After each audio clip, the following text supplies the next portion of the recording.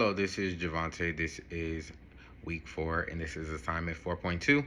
And this week we are talking about natural disasters and man made disasters, which is extremely interesting. I'm going to tell you a little bit about both um, when it comes to the community I live in. Specifically, I'm going to talk about the natural disaster that can occur in the city of Milwaukee, which is a tornado. A tornado is basically, in simplest term, is the most violent storm controlled necessarily by wind. And we can have a tornado in the city of Milwaukee during tornado season. But when we talk about tornadoes and we are, if there was one that would occur, some of the community resources would be as follow. Um, Emergency service, which you would contact the police, the health department, the fire department, and search to rescue a rescue team to provide immediate life-saving support for those that are in danger. It is extremely important that you make sure that you get somewhere that is safe. um, of course, there are many people that are not going to necessarily be in a safe place, but it's important that you find yourself getting there in some type of way. So the emergency service is one. The second one would be the American Red Cross, offering emergency um, shelter. It also supplies food, medical care, disasters relief funding. This specific is geared towards different disasters that happen within the community setting. Then we have local hospitals and clinics. They provide treatment for any individual that have prescribed medicine, that are experiencing different symptoms of certain things that may occur, specifically when it comes to trauma support. And any injuries necessary that comes along um, with the disaster that may occur. Community center in schools often serves temporarily shelter, if especially extremely big schools. They can really benefit when it comes to shelters. I know a couple schools that are really, really huge, such as Pius High School and Riverside University High School, King. All of these schools are really big and really can contain a great amount of population for a disaster. It also supplies food. It has food, shelter, clothing, water. All of these things are needed. The last one I would say is faith-based and nonprofit organizations, such as the Boys and Girls Club. They have a really big space. They have different tunnels that you can go under. It's underground. I know that Mary Ryan has one. Hillside definitely has one, and Bradford or something like that. They also have one as well. They have the tunnels for specific cases where there might be a tornado that arises within our community, and it that will be the safe space for the children. Um, if they are present there. Um, they also um, offer emotional and spiritual support when it comes to the Boys and Girls Club as well, and donation um, coronations as well. Um, Now, when it comes to psychological and physical effects that comes along with tornadoes, I'm gonna start with the physical effects. So injuries of flying objects, of certain things, collide buildings, accidents during evacuations. All of these things have to play a part, because the wind is extremely intense. I must say that's the smallest word I could have, because the wind is just so powerful during a tornado. But um, we risk certain things, such as, you know, different injuries, a loss of access to medical treatment, that can be gone as well. Increased risk of infections of health issues due to unsanitary conditions. Um, the main point is that you want to be careful when it comes to tornadoes, because there are things just flying everywhere. There are things that's just moving everywhere. You want to make sure you cover your face 110%. You want to be under something that is steel, if I must say. The psychological effects during this process would be, or during this disaster, would probably be um, acute stress disorder. That is a good one. And post traumatic stress disorder, PTSD, is a really big one. Also, anxiety, depression, grief, um, survivor guilt, all of these things, sleep disruptions, panic attack, behavior issues within children because they lost a lot of things. They never experienced this type of disaster before, so the behavior start to shift and start to change a lot. Even losing different items, losing your whole entire house can put you in a different headspace. Especially when it comes down to children, because they don't necessarily understand it fully. Um, it can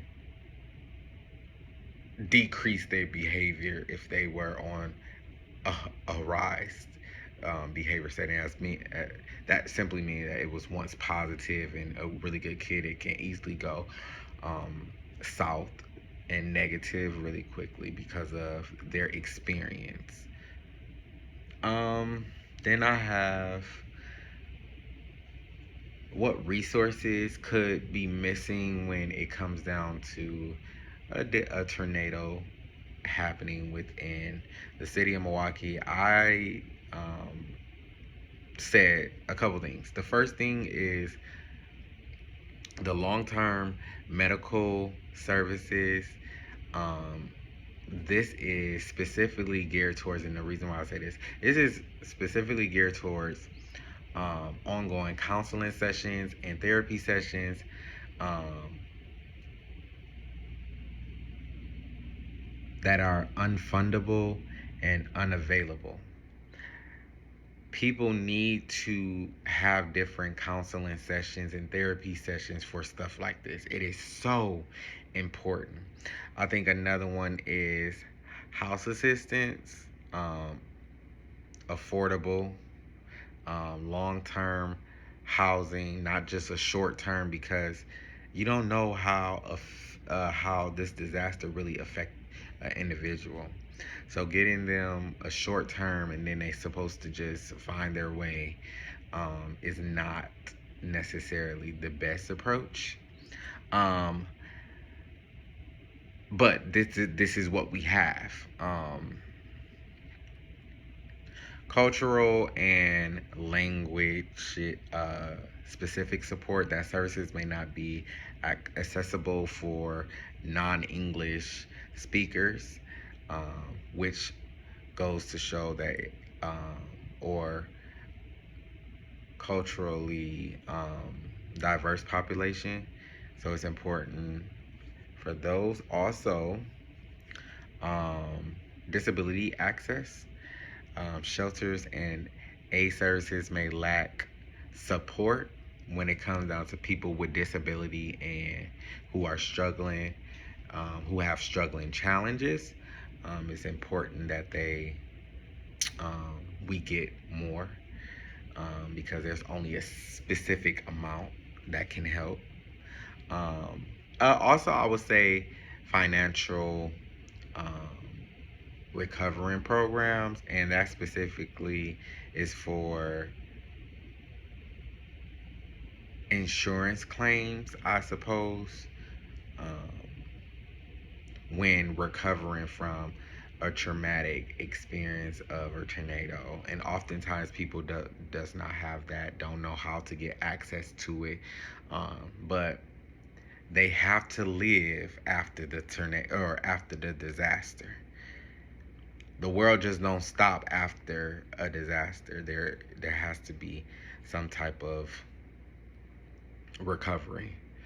Um, why is it important? Another question was, why is it important for counselors to be aware of the aftermath of the community resources? I would strongly say to identifying trauma responses.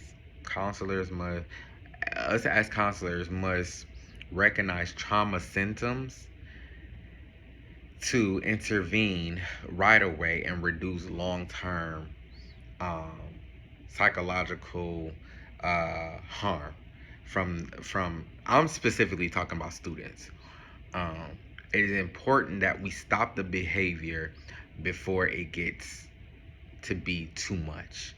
And that comes as a counselor, you being aware of certain things that may trigger the client, that the client is showing, that the client is saying, that the client is doing. That indicates that they need support. They need an intervene. Um, Research navigation. I found this one online. Counselors can connect individuals to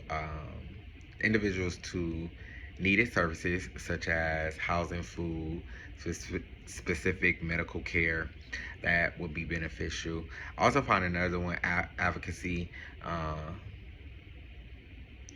By understanding gaps and resources, counselors can advocate for underserved population, which simply means that we are going to be the spokesperson for our clients so that they get all that they can in order to continue moving forward after their experience of whatever they have experienced, specifically during a tornado disaster. Um, Also said that counselors must be trained, and it's important that counselors are trained specifically geared towards different crisis situations and interventions to know how to deal with um, a, a person that have experienced a disaster in their mental health, and the mental health model to provide appropriate care for those individuals. Um, and it will be hard work. It's definitely like not something that's easy and it's come natural, but you really have to be trained in it, and specifically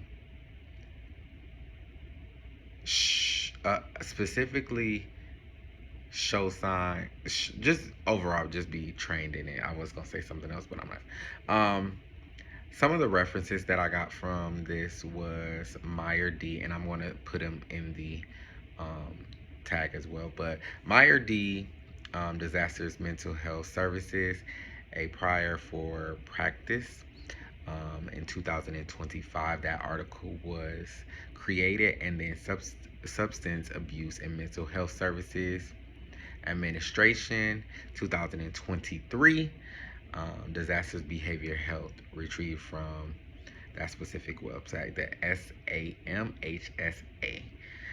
Those are the two resources that I got. Now, my favorite one, the man-made disaster. I decided that I wanted to do a active shooter event in a school. The reason being is because I work in a school. I work as the dean of students assistant, excuse me, specifically on the culture in the building, drawing relationships with kids, making sure the kids feel safe, making sure the kids, the students, are moving in the right direction towards graduation. I am at a high school, so just preparing them for the real world. However, we never know what the day will bring, so we have to have um, a set plan, in which we do at our school specifically, just in case something like this does come and arise, because again, we never know what the day will bring, and that's just the risk that we take as we move into these different positions in a school setting. It's very mind-boggling. However, it does happen. We have seen some over the internet, some within our community, some throughout the world. So it's very important that we make sure, as counselors, that we are aware of these different experiences being in the school building. So when it comes to a active shooter within a school, the resources that we have available when it comes to the aftermath of a active shooter would be law enforcement, of course, um, and the SWAT squad um, team. They are to secure the area to basically get all the information they can, do the investigation. Um, yeah, and just to make sure that whoever is the active shooter, that they either is going to be put up, or they are deceased, one of the two. Emergency medical services provides immediate medical care and transport for victims to the hospital in case there was a situation where the active shooter did come in contact with a student or a parent or a staff member or faculty member. Um, School crisis response team is also a good one. Offer on-site emotional, psychological support for students and staff that may have experienced that, because it is very devastating. I have never experienced it. However, I know that it can be very devastating. Local hospital and trauma center is also another one, um, which really handles all the injuries, if there is any specific injuries that occurred, physical injuries, and provide um, emergency care. Another one that I found was mental health services. Uh, that goes for public and private crisis counselors, therapists, and child um, psychiatrists are brought to help victims and witnesses to not relive the situation, but to understand what they went to and the recovery of overcoming it, and which can be extremely difficult. And then the last one that I found to be effective was the Natural Child Traumatized Stress Network, which offers trauma informed resources for schools and communities for um, just different support, I guess, additional support for students and staff who may experience um, that type of disaster. When it comes to the psychological and the physical effect of an active shooter, I'm going to start with the physical effect.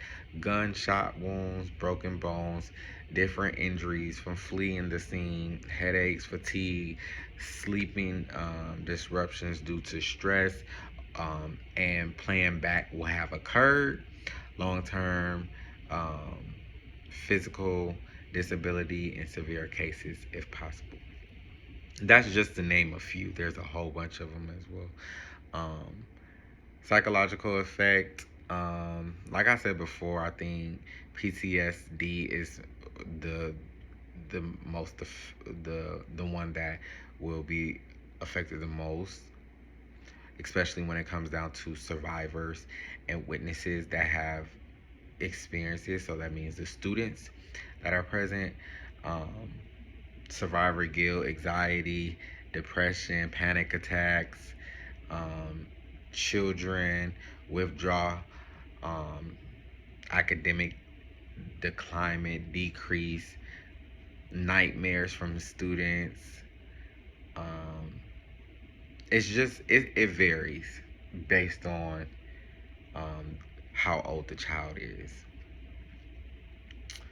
Um, some of the resources may be missing is long-term medical health care, including trauma focused on therapy, um, specifically when it comes down to um, funding, making sure that they have insurance and they don't get kicked off the insurance at a certain point. Um, Also, specialized child trauma services. A lot of times it starts and they receive the help and then it slowly die down. And I think that it is so super important to be consistent with everything because that really is beneficial for the child. And I was talking again specifically for the child. They need consistency. They need to see the consistent. Um,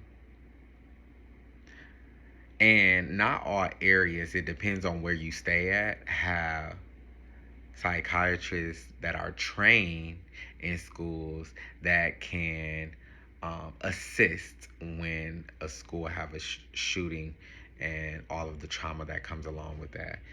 Support from teachers and staff. Many educators lack the mental health support needed to recover. It should be a training for teachers to um, or not even to train teachers, but it should be training for individuals within the community to come in and assist as necessary when it comes to teachers and staff because they experience the same thing as the students experience, and so they need that um, recovery.